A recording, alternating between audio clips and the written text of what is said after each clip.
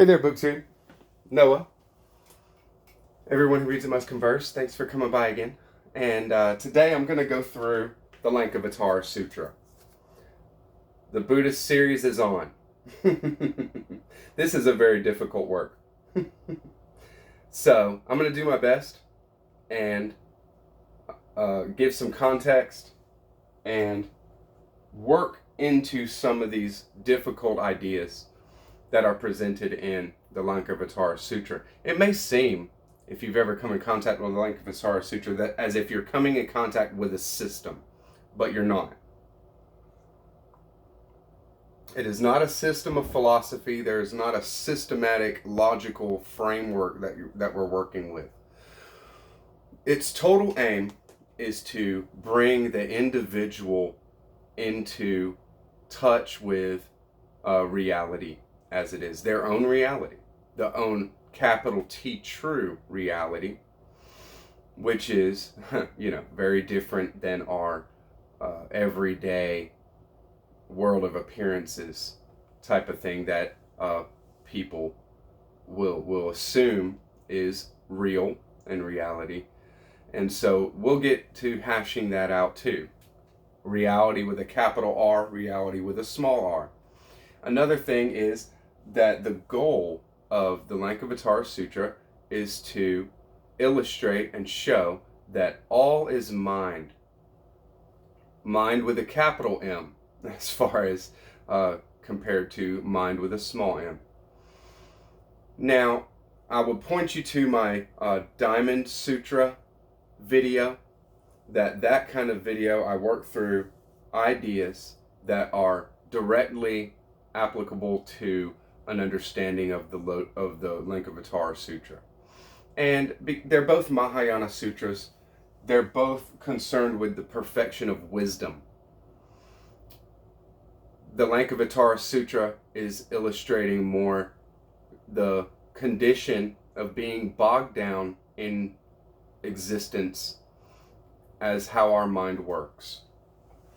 So the goal is realization of the fact that all is mind, that all is a product of mind, not your small relative mind, not this mind with the small m, but universal mind, universal living mind, the kind of mind that I'm talking about in the Diamond Sutra video. So I'll link that in the description. I definitely recommend it. It'll give you a little bit more to work with what we're going to get into here. I have a lot of notes I'm going to be referring to. This is a complicated subject, the Lankavatara Sutra. So, not a system of philosophy, and the only goal is to get one truly acquainted with the ultimate facts of existence. And that is good to keep in mind through everything that I say, what the goal is, because there is, you're locked in, or you're wandering around in the mind, the intellectual mind, and there is infinite byways and alleyways and dark paths and paths that seem correct that are misunderstood.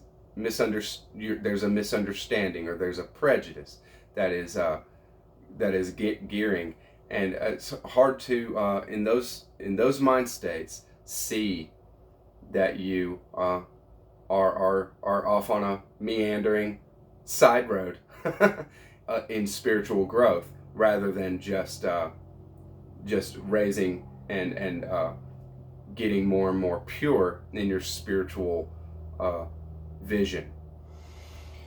What the kind of thing that Lankavatara lays out is something called Cittamatra. Cittamatra means consciousness only, and it is a subset of Buddhist idea, a Buddhist school that is very, very profound and very, very prevalent, called Yogacara. Yogacara is mind only. So Yogacara is fully developed later than this Lankavatara Sutra was written and given down, but we have a kind of beginnings and initial mind only, consciousness only framework that is shown in the Lankavatara Sutra. So the Lankavatara Sutra, the title is translated the Descent into Lanka. So Lanka, esoterically, exoterically is the island of Sri Lanka, right? But esoterically is the heart center. So this is a holy place that is in our daily lives, very, very clouded and very, very bogged down in emotions, feelings, discriminations, judgments. This was done wrong to me. That was done wrong to me. I love this, but I can't express myself, my love, or something like that, as to the degree that I would want to. And all that kind of tension is there, and that serves to cloud the heart as it truly is. So the descent into Lanka, what is descending? Well, enlightenment is descending. All Buddhist sutras, especially Mahayana sutras, are concerned with only one thing, and that is enlightenment. Enlightenment of individuals, enlightenment of all individuals, enlightenment of all sentient beings. So this is the descent of enlightenment into the heart, and we'll work into that right now. But I illustrate that because how I'm going to come at this sutra is very much from a bottom-up approach, because this is where you work. You work from where you're at. I work from where I'm at as a being, with my own heart, with my own ego, with my own personality, and with my own mind. I have to work with the substance that I have, do path work, do inner work. And a lot of that work is meditation, is sitting there doing nothing, loosening those concepts, loosening those prejudices and misunderstandings and ignorances and delusions, loosening that up, giving space for that kind of thing to be seen for what it really is: a delusion, a misunderstanding, a knot. It's called in Pali Canon the heart knot. That is what the Buddha is directly trying to illustrate and break open in disciples, so that they can then, everybody can then receive illumination, spiritual illumination from the universe itself. Okay, this kind of energy is here and is huge and is constantly working in the universe, but we have trouble perceiving it because of so much that's in the way. There is 8 forms of consciousness that is illustrated in the Lankavatara Sutra, and that is where it comes in, where I said it seems like you're approaching a system, but you're not. So I'm going to illustrate these 8 forms of consciousness. 6 forms of consciousness are right here in our bodies. That is the 5 senses, the 5 sense consciousnesses: eyes, ears, nose, taste, touch. And then the 6th consciousness is consciousness of your mind, that you are aware, you're self-aware. You know that you are a being. You're not an animal, just driven by instinct, and you're not, you have that faculty. So that is the 6th sense consciousness. So those are called manas, and I'm going to use that term I'll use all the terminology as little as I can, because when it comes down to it, I'm coming at this from a Western perspective. I mean, this is just what it is, and so I'm not beholden to the terminology of that. But manas is the sixth sense consciousnesses, and the mind is in the sense consciousnesses, because you sense your own existence, right? You sense your own beingness. Number 7, as far as the consciousness, number 7 is the discerning intelligence. So this is faculties of mind that allow you to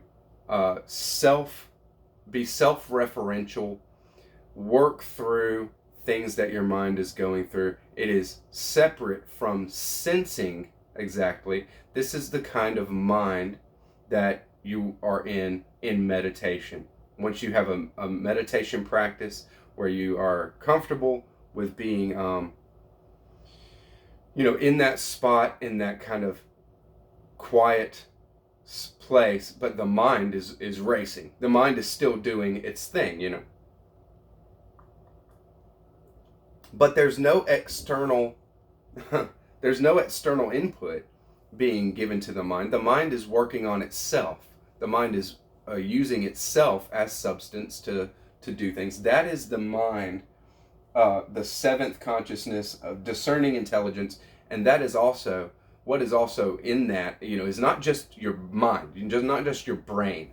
It is your heart center. It is your gut, your feet. The kind of desires, all feelings of, not emotions, but that too, but feeling of a positive, a negative, or an indifference towards something. That's all part of that, and your mind as well. So it is your ego. It is your whole entire personality, your whole entire self, what you would consider yourself, small s. So number 8, the final level of consciousness that we're going to talk about, is the major one that is illustrated in the Lankavatara Sutra. It is called the Alaya-vijnana. The Alaya-vijnana is something that is difficult to grasp, and so I'm going to just take a little bit of time and illustrate it as best I can. Alaya-vijnana is pure consciousness. Alaya-vijnana is the universal living mind. Alaya-vijnana is what is termed the mind of God in Western way of thinking. This is the universal will that is all forms have a place in this. In the Lankavatara Sutra, it is called the mirror-like wisdom, because it simply reflects, as far as in a being, if we could have an experience of the Alaya-vijnana, that type of consciousness, it is mirror-like wisdom.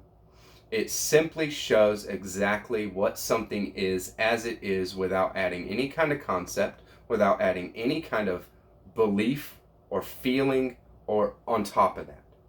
It is pure. It is unblemished by anything. It is the mirror-like wisdom. In a sense that is illustrated in the Lankavatara, the Alaya-vijnana is collective. It is, like I said, the universal mind. It is the mind that all things partake in. All beings partake in Alaya-vijnana, and whether they are understanding of it or not. Alaya-vijnana is all forms in potential. Alaya-vijnana is a huge energy of consciousness that is, for lack of a better word, infinite. So that is what you want in the Lankavatara Sutra. That is what you want a clear realization of. That's what we want to perceive. That's the goal, is to open up ourselves enough to have an experience of the Alaya-vijnana, and to have that perspective concerning reality.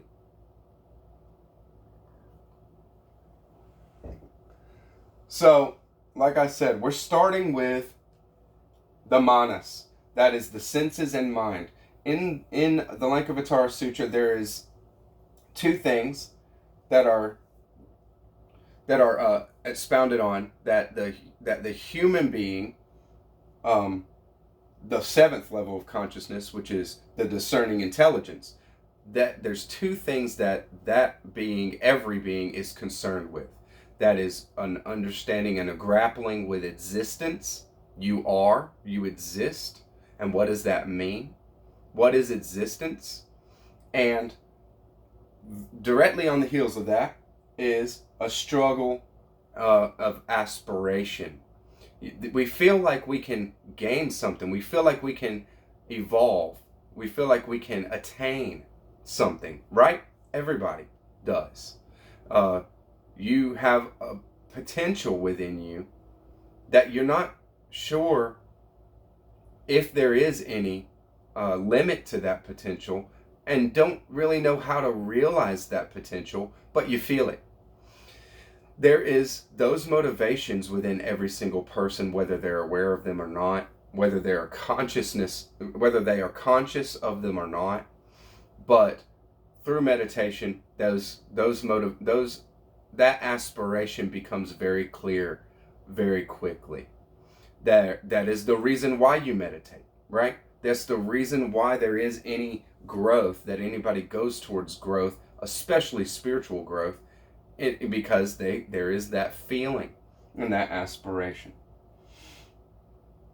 The discerning intelligence, level 7, and all the sense intelligences, all the levels of consciousness except for the Alaya-vijnana, is manifest mind, capital M.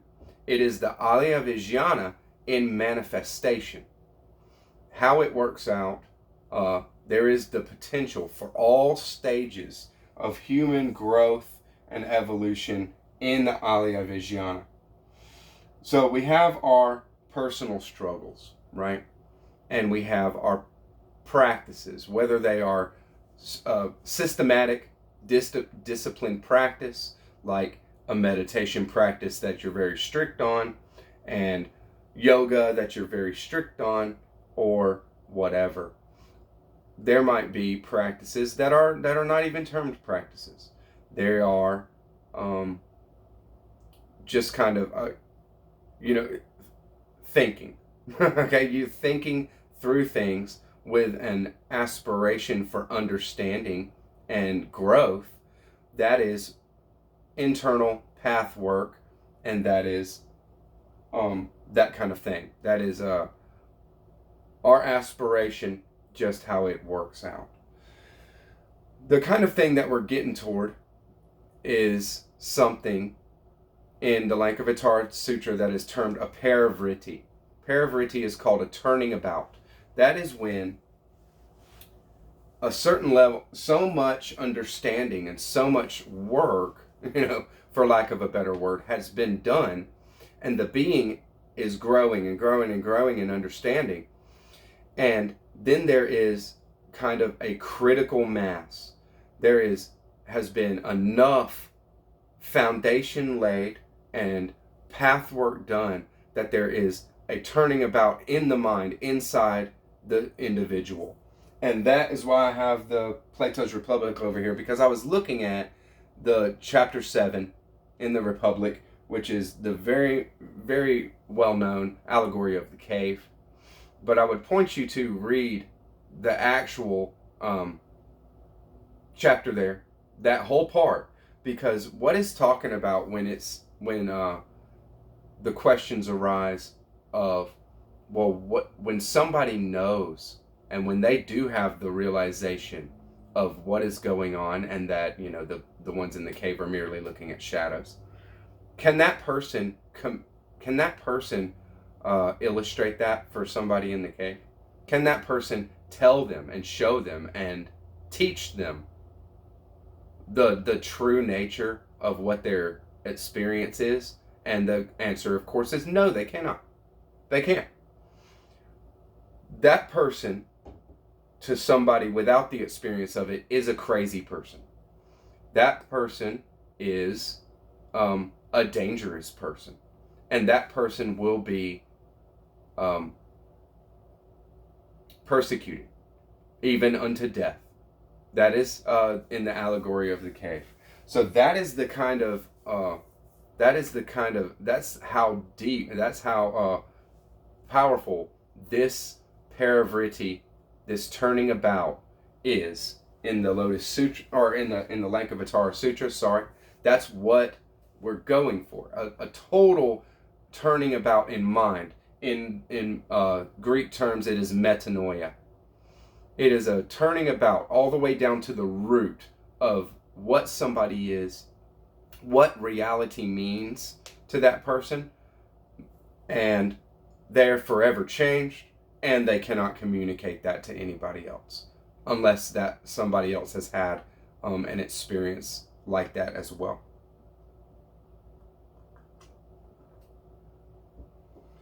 What happens, what the turning about is showing, is what you're going toward is an experience of the Alaya-vijnana, and the experience of pure consciousness as mind, capital M mind, as the reality of everything that is. Seeing everything as it truly is. The direct perception of the way things really are. That's what we're going for. That's what the goal is in the Lankavatara. Direct perception of the way that things really are. And that is mind only, consciousness only. That everything is a product of mind. Not the small mind, not your individual mind, not anybody's individual mind, but capital M mind, the universal living mind, which in our Western terminology is God. What it illustrates and what it shows is that the mind evolves. The mind evolves. And in a relative sense, our minds evolve. And to partner with the evolution of mind is what all practice, all spiritual practice is all about. Partnering with that which is already going on. You can't stop it if you try. We are all growing. We're going to grow. We're going to evolve. We're going to change, and we're going to expand. There is many pitfalls along the way, especially if you resist it.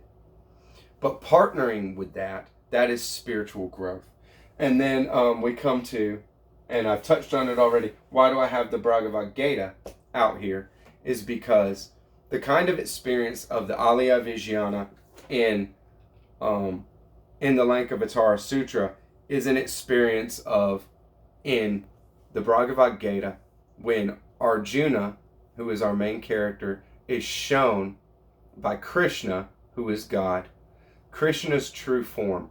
And it is a light experience where Arjuna sees the entire eternity, the entire existence, from beginning to endless end, all at once, and sees the way that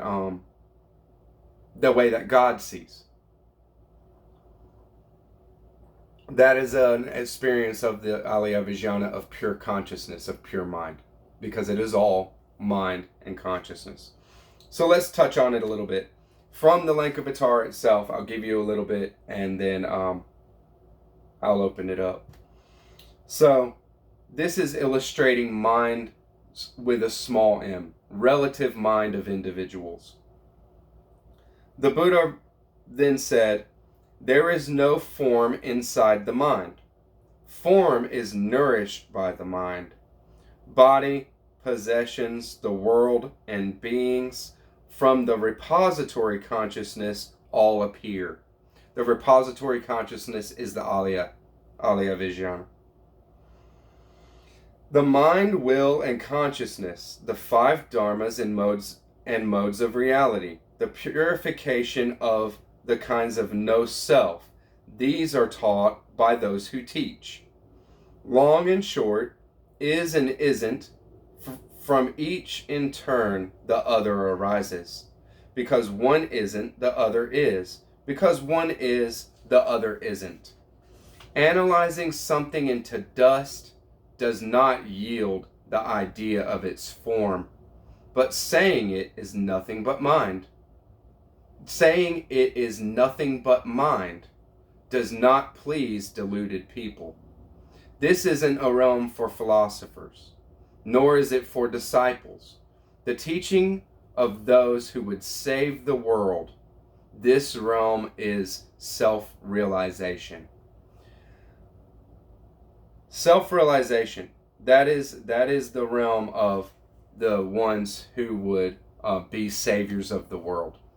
And we can see that very well in our avatar of God, God in human form, Jesus Christ. I and my Father are one. He who has seen me has seen the Father. Jesus is God. Jesus realizes himself as God.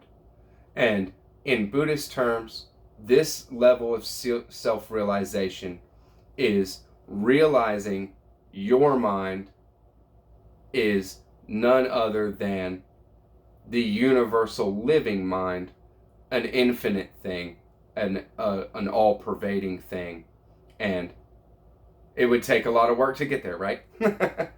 All right, so here's a little bit more illustrating mind only. The goal of finding the stream, returning once more or not returning at all to existence, or reaching the birthless state, all are confusions of mind. Sometimes I teach 3 paths, sometimes one, and sometimes none, for fools and those of little wisdom, and the wise who dwell apart. The teaching of ultimate truth transcends all dualities. For those who dwell in projectionless realms, why create 3 paths? States of mind in meditation are boundless states. Samadhis, meditation absorptions, are devoid of form. Cessation of perception. These do not exist where there is only mind. All is mind. All is projections of mind. There are no distinctions in the highest state between different things. There's no discriminating intelligence in those highest states. All is part of the realm of manifestation, the existence as it is. This is a little bit I'll give you describing the Alaya-vijnana, describing consciousness only. Nothing but mind and no projections. This abode and the Buddha stage, these are what the Buddhas teach, past, present, and those to come. Nothing but mind is the 7th stage. He's talking about not the 7th, not the 8 consciousnesses there with the 7th stage, talking about stages of enlightenment path work. So I'm not really illustrating that with this. Nothing but mind is a very high stage. No projections is the highest stage, and those are 2 stages where I dwell. The Buddha stage itself is supreme.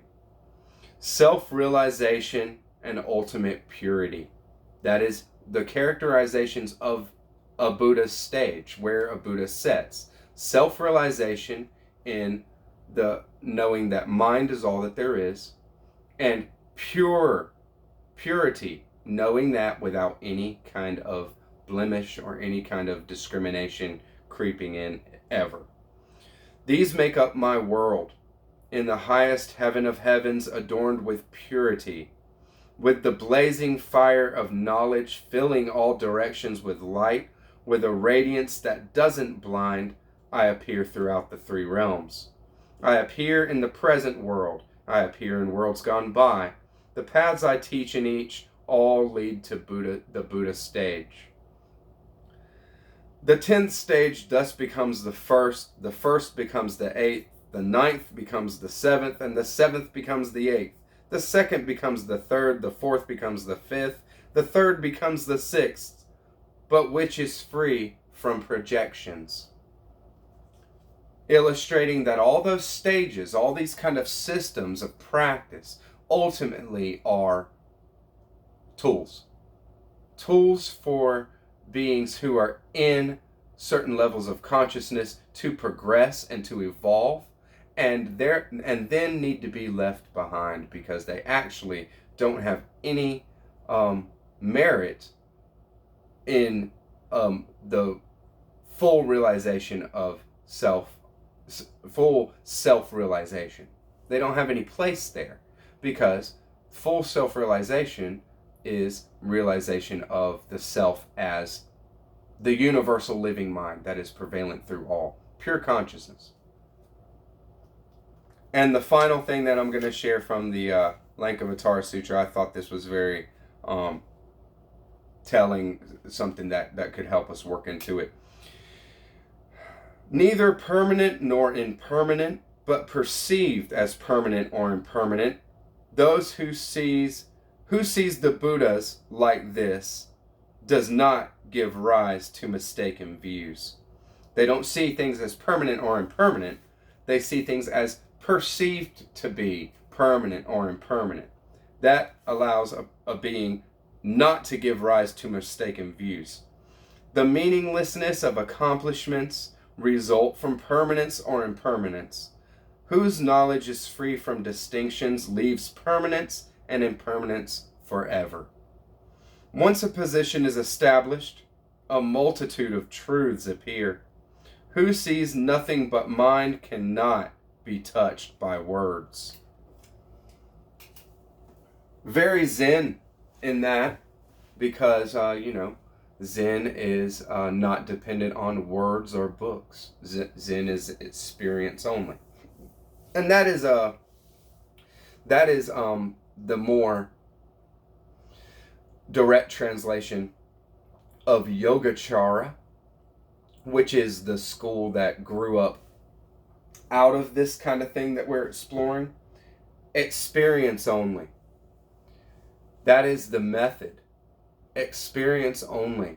And working with the mind to clear away the dust, clear away misconceptions and delusions and things like that, and to strengthen spiritual illumination, and ultimately use your own experience is the only thing you could use, right? Use your own experience to grow, because it's happening anyways, and to partner with that, you only gain more and more and more.